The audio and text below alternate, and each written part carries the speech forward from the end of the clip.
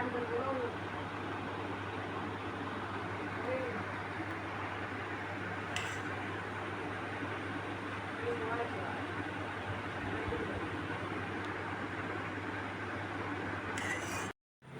আজকে ইলিশ মাছের ঝোল রান্না করে কড়াইতে আমি তেল দিয়ে দিয়েছি।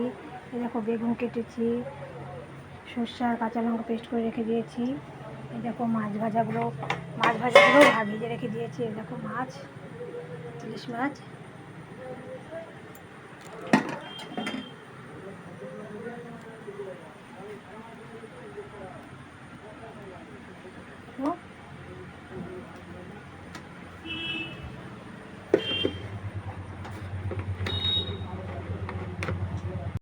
কালো জিরা ফোড়ন দিয়ে দিলাম, কালো জিরাটা ফোড়ন দিয়ে দিলাম।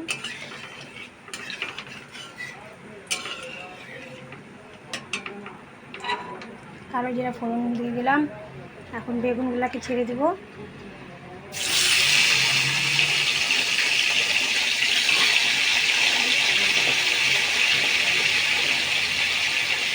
বেগুনগুলো একটু ভাজা ভাজা হয়ে গেলে এই মশলা দেবো।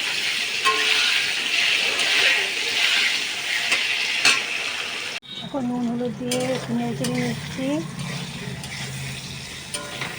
এখন আমি মশলাটা দিয়ে দেবো।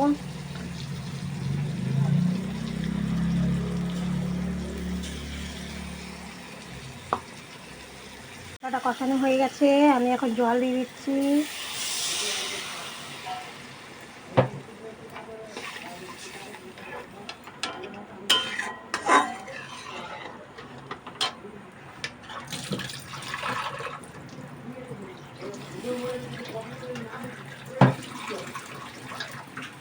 এই দেখো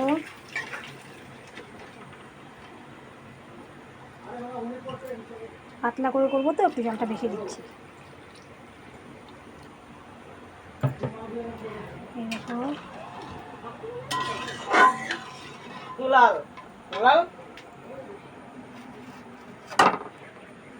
মাছগুলো ছেড়ে দিই।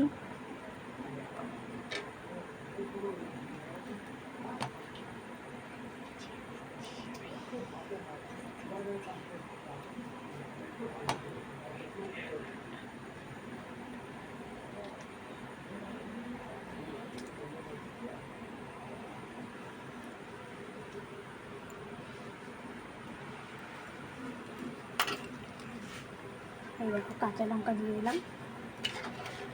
একটু ফুটে গেলে আমি নামিয়ে দেবো। এই দেখো একদম রেডি আমার ইলিশ মাছের ঝোল।